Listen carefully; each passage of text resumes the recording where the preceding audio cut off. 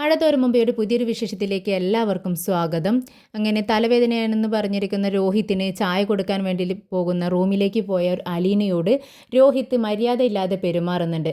ഇത് ഒരുപാട് സങ്കടാവുന്നുണ്ട് അലീനയ്ക്ക്. അങ്ങനെ കരഞ്ഞുകൊണ്ട് അലീന സ്റ്റെയർ കേസ് ഇറങ്ങി താഴേക്ക് ഓടി വരുവാണ്. എന്നിട്ട് കൈകൂപ്പിക്കൊണ്ട് ദൈവത്തോട് പറയുന്നുണ്ട്, പൊറുക്കണേ ദൈവമേ. എന്നാൽ അലീന ഓടിപ്പോയതും രോഹിത്തിന് ഭയങ്കര ടെൻഷൻ ആവുകയാണ്. എന്ത് ചെയ്യണമെന്ന് അറിയുന്നില്ല. അലീനയോട് മര്യാദയില്ലാതെ പെരുമാറുകയും ചെയ്തു, അവളാണെങ്കിൽ അതിനെ എതിർക്കുകയും ചെയ്തു. ഇത് രണ്ടും കൂടി ആയപ്പോൾ രോഹിത്തിന് എന്ത് ചെയ്യണമെന്നറിയാതെ ഇങ്ങനെ നിൽക്കുമ്പോൾ അലീന വേഗം തന്നെ കിച്ചണിലേക്ക് പോകുന്നത് രോഹിത്ത് കാണുന്നുണ്ട്. രോഹിത്ത് വേഗം താഴേക്ക് ഇറങ്ങി വരികയാണ്. ഹാളിൽ അങ്ങോട്ടും ഇങ്ങോട്ടും ഇങ്ങനെ ഓടുന്നുണ്ട്. എന്നിട്ട് പെട്ടെന്ന് തന്നെ പുറത്തിറങ്ങി ബൈക്ക് എടുത്തുകൊണ്ട് പുറത്തേക്ക് പോവാണ്. രേവതിക്കുട്ടി ഗ്രേസിയുടെ അടുത്ത് വന്നിട്ട് ചോദിക്കുന്നുണ്ട്, ഞാനൊരു കാര്യം ചോദിക്കട്ടെ, ദേഷ്യപ്പെടോ? പിന്നെന്താ സംശയം, ദേഷ്യപ്പെടും. അതിന് ഞാനെന്താ കാര്യമെന്ന് പറഞ്ഞില്ലല്ലോ, അപ്പോഴേക്കും എന്താ ഇങ്ങനെ പറയുന്നത്? അതെ, നിൻ്റെ ചോദ്യം കൊനഷ്ട ചോദ്യം ചോദിക്കുമ്പോൾ തന്നെ അറിയാം എന്തോ പ്രശ്നമുണ്ടെന്ന്. അതുകൊണ്ടാണ് ഞാനങ്ങനെ പറഞ്ഞത്. ഉടനെ തന്നെ രേവതിക്കുട്ടി പറയുന്നുണ്ട്, അല്ല അവിടെ മുകളിലൊരു റൂമുണ്ടല്ലോ, അതെന്താ ഇങ്ങനെ അടച്ചിട്ടിരിക്കുന്നത്? പെട്ടെന്ന് ഗ്രേസിയ നമ്മുടെ രേവതിക്കുട്ടിയുടെ മുഖത്തേക്ക് നോക്കിക്കൊണ്ട് പറയുന്നുണ്ട്, എന്താ നിനക്ക് ആ റൂം തുറന്ന് കാണണോ? ഇത് കേട്ട് രേവതിക്കുട്ടി ചോദിക്കുന്നുണ്ട്, അല്ല അതിങ്ങനെ അടച്ചു കിടക്കുന്നു, എന്താണെന്ന് ചോദിച്ചതാ, അറിയാനുള്ള ആകാംക്ഷ കൊണ്ട് ചോദിച്ചതാ. ആ അതെ, എൻ്റെ മോൻ്റെ റൂമാണ്. അത് അവൻ മരിച്ചതോടുകൂടി അതാരും തുറക്കാറില്ല. അവൻ മരിച്ച സമയത്ത് എനിക്കത് വിശ്വസിക്കാനേ കഴിഞ്ഞിരുന്നില്ല. എൻ്റെ സമനിലയൊക്കെ തെറ്റിയിരുന്നു.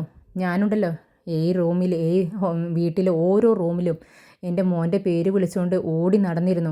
ഞാൻ വിളിച്ചാൽ അവൻ തിരിച്ചു വരുമെന്ന് എനിക്കൊരു വിശ്വാസം ഉണ്ടായിരുന്നു. പിന്നെ നമ്മുടെ മാമച്ചായനുണ്ടല്ലോ, എന്നെ സൈക്യാട്രിസ്റ്റിൻ്റെ അടുത്തൊക്കെ കൊണ്ടുപോയിരുന്നു. ഒരു 2 വർഷം ചികിത്സയൊക്കെ നടത്തി.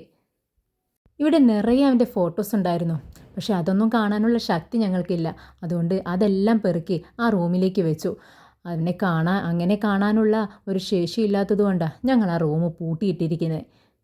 ഇതും പറഞ്ഞുകൊണ്ട് ഗ്രേസിയ കരയുന്നുണ്ട്. കണ്ണിൽ നിന്നിങ്ങനെ തുരുതുരാ വെള്ളം വരുന്നുണ്ട് ഗ്രേസിയയ്ക്ക്. ഇങ്ങനെ സങ്കടപ്പെട്ടുകൊണ്ട് രേവതിക്കുട്ടിയുടെ മുഖത്തേക്ക് നോക്കുവാണ്. ഇത് കണ്ട് രേവതിക്കുട്ടിക്കും സങ്കടം വരുന്നുണ്ട്. രേവതിക്കുട്ടി പെട്ടെന്ന് തന്നെ ഗ്രേസിയയുടെ കൈകളിലൂടെ തൻ്റെ കൈകൾ ഇറുക്കെ പിടിച്ചുകൊണ്ട് തോളിൽ ഇങ്ങനെ ചാഞ്ഞു കിടക്കുന്നുണ്ട്. ബബിതയും കൃഷ്ണമോളും ഡ്രസ്സൊക്കെ മാറ്റി കോളേജിലേക്കും സ്കൂളിലേക്കൊക്കെ പോകാൻ വേണ്ടി റെഡിയായി നിൽക്കുകയാണ്. കൃഷ്ണമോൾ ഇങ്ങനെ ഡാൻസൊക്കെ കളിക്കുന്നുണ്ട്. ഡാൻസ് കളിച്ച് നോക്കുന്നത് അലീനയുടെ മുഖത്തേക്ക്. അലീന പുഞ്ചിരിച്ചുകൊണ്ട് ഇങ്ങനെ നിൽക്കുന്നുണ്ട്.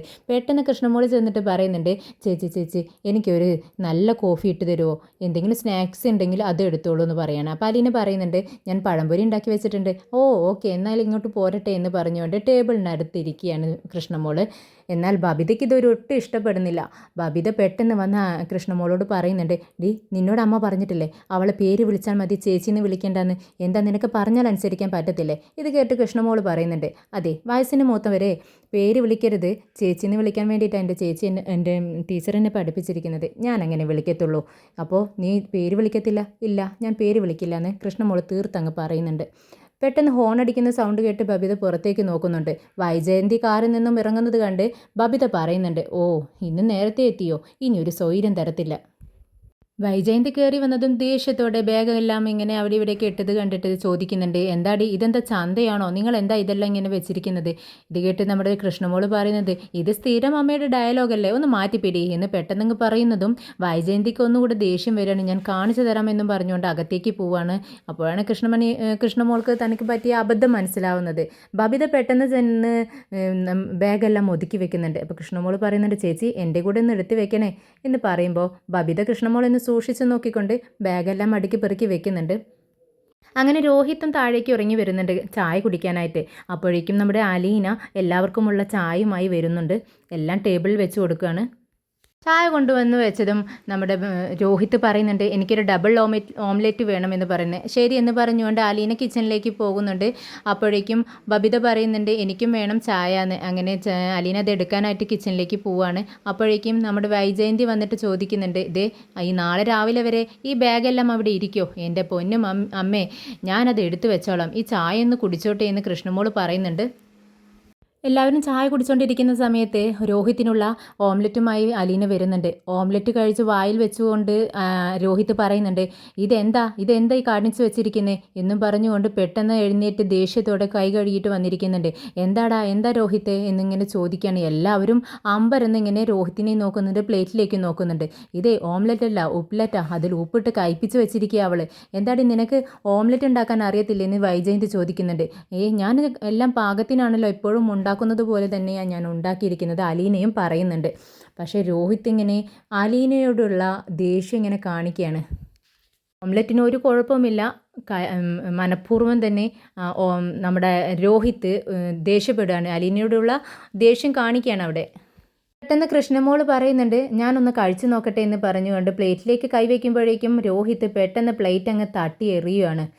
നിലത്ത് കിടന്ന് പ്ലേറ്റ് അങ്ങ് ഉടയുന്നുണ്ട്, പൊട്ടിത്തെറിക്കുകയാണ്, 4 പുറം ചിതറുന്നുണ്ട് ചില്ലുകൾ.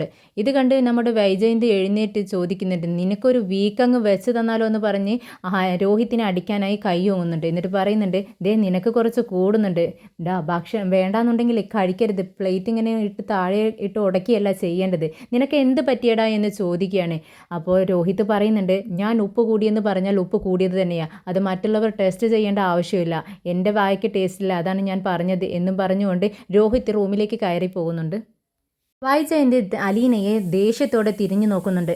എന്നിട്ട് ചോദിക്കുന്നുണ്ട്, എന്തിനാടി നീ അവനോട് തർക്കിക്കാൻ പോയത്, ഈ പ്ലേറ്റിൻ്റെ വില എന്താണെന്ന് അറിയാവോ, അത് എറിഞ്ഞു പൊട്ടിച്ചില്ലേ അവൻ ചോദിക്കുമ്പോൾ, ഞാനല്ലല്ലോ മാഡം പൊട്ടിച്ചത്, നിങ്ങളുടെ മകനല്ലേ എന്ന് അലീനയും ചോദിക്കുന്നുണ്ട്.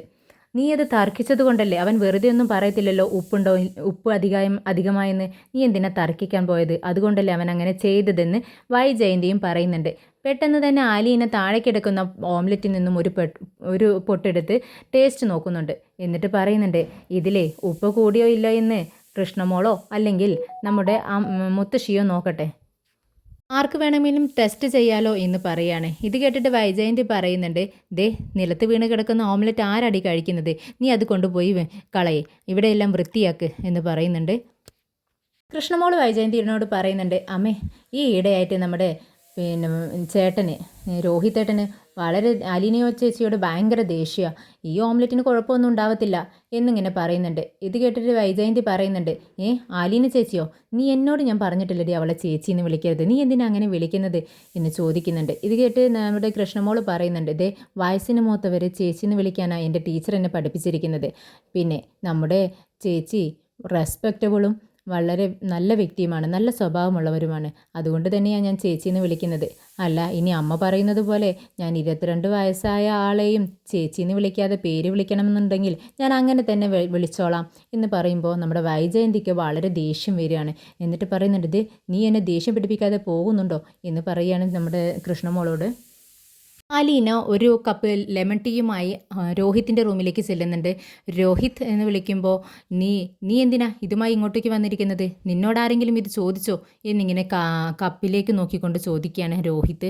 ഉടനെ തന്നെ അലീന പറയുന്നുണ്ട്, ഇത് ലെമൺ ടീ ആണ്, അമ്മ കൊണ്ടുവന്ന് തരാൻ പറഞ്ഞു, അതുകൊണ്ടാണ് ഞാൻ ഇങ്ങോട്ട് വന്നതെന്ന് പറയുന്നു. ഇത് കേട്ട് രോഹിത് പറയുന്നുണ്ട്, അവിടെ എങ്ങാനും വെച്ചിട്ട് പോടി.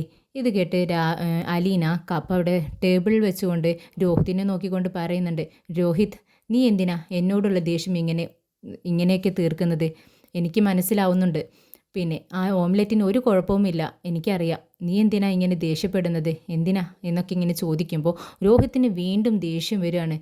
അലീന സംസാരിക്കും തോറും ആ രോഹിത്തിന് കൂടുതൽ ദേഷ്യം വരുന്നുണ്ട്. എന്നിട്ട് പെട്ടെന്ന് പറയുന്നുണ്ട്, എന്നോട് നീ സംസാരിക്കാൻ വരേണ്ട, ഇറങ്ങിപ്പോക്കണം എൻ്റെ റൂമിൽ നിന്ന് എന്ന് പറഞ്ഞുകൊണ്ട് തെറി വിളിക്കുകയാണ് നമ്മുടെ അലീനയുടെ മുഖത്ത് നോക്കി. അലീനയ്ക്ക് അത് ഭയങ്കര സങ്കടമാവുന്നുണ്ട്. അലീന വീണ്ടും രോഹിത്തിൻ്റെ മുഖത്തേക്ക് ഒന്നുകൂടി നോക്കി പെട്ടെന്ന് തന്നെ റൂമിൽ നിന്നും പുറത്തേക്ക് ഇറങ്ങുന്നുണ്ട്.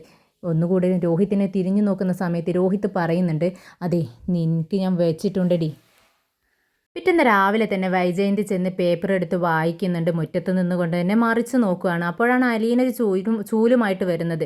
വൈജയന്തി ചോദിക്കുന്നുണ്ട്, എടി ആ കുഞ്ഞുമോളി എത്ര നേരത്തെ പണി കഴിക്കുന്നതാ, നിനക്ക് അതുപോലെ കഴിച്ചുകൂടെ, ഇത്ര നേരമായില്ലേ എന്ന് ചോദിക്കുമ്പോൾ അലീന പറയുന്നുണ്ട്, ഞാൻ 5 മണിക്ക് എഴുന്നേൽക്കുന്നതാ, എന്നിട്ടാണ് ഇപ്പോഴെങ്കിലും ഇങ്ങനെയൊക്കെ ആവുന്നത്, കുഞ്ഞുമോൾ ചേച്ചി ചെയ്യുന്നത് പോലെ മതിയെങ്കിൽ ഞാൻ അങ്ങനെ ചെയ്തോളാം. ഇത് കേട്ട് വൈജയന്തി പറയുന്നുണ്ട്, നീ അങ്ങനെ കുഞ്ഞുമോൾക്കിട്ട് പഠിക്കണ്ട, ആ അപ്പോൾ അറിയാമല്ലേ ഞാനെല്ലാം നീറ്റായിട്ട് ചെയ്യുന്നതെന്ന് അലീനയും ഇങ്ങനെ ഒരു നാണത്തോടു കൂടി കൊഞ്ചിക്കൊണ്ട് ചോദിക്കുന്നുണ്ട്. ഇത് കേട്ട് വൈജയന്തി പറയുന്നുണ്ട്, അതുകൊണ്ട് തന്നെയാ നീ ചെയ്യുന്നത് നീറ്റായത് കൊണ്ട് മാത്രമാണ് നിന്നെ ഞാനിവിടെ വെച്ച് പൊറിപ്പിക്കുന്നത് എന്ന് പറയുന്നുണ്ട്. ഇത് കേട്ടിട്ട് അലീന ഇങ്ങനെ പുഞ്ചിരിക്കുന്നുണ്ട്.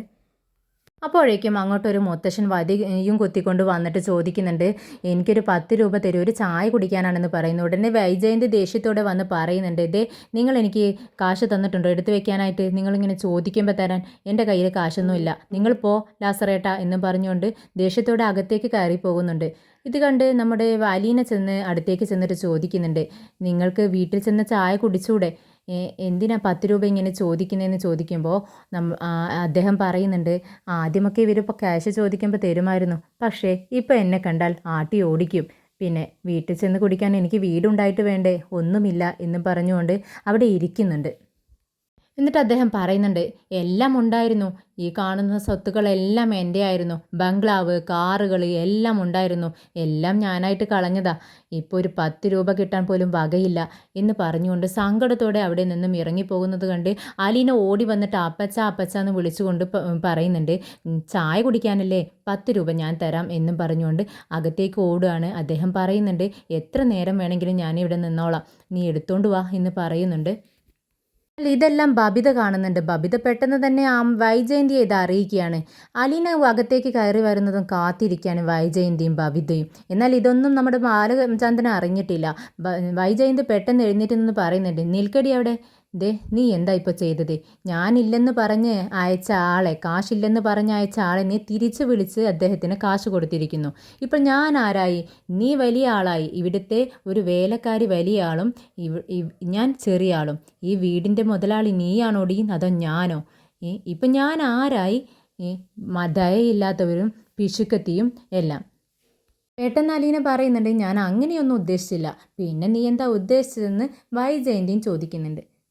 ആ അപ്പൂപ്പനൊരു ചായ കുടിച്ചോട്ടെ എന്ന് വിചാരിച്ചിട്ടാണ് ഞാൻ അങ്ങനെ ചെയ്തതെന്ന് നമ്മുടെ അലീന പറയുന്നുണ്ട്. ഇത് കേട്ട് വൈജയന്തി ചോദിക്കുന്നുണ്ട്, ദേ നീ വലിയ പുണ്യാളത്തി, ഞാനാണെങ്കിൽ അറുത്ത കൈക്ക് ഉപ്പ് തേക്കാത്തവളും, അങ്ങനെയാണെന്ന് വിചാരിക്കട്ടെ എന്ന് വിചാരിച്ചല്ലേടി നീ ഇതൊക്കെ ചെയ്തതെന്ന്? അയ്യോ ഞാൻ അങ്ങനെയൊന്നും വിചാരിച്ചില്ലെന്ന് വീണ്ടും നമ്മുടെ അലീന പറയുന്നുണ്ട്.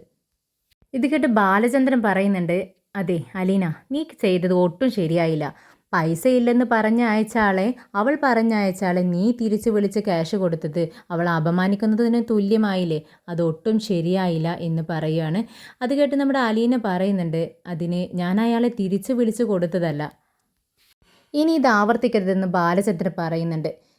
തലയാട്ടുന്നുണ്ട് അലീന.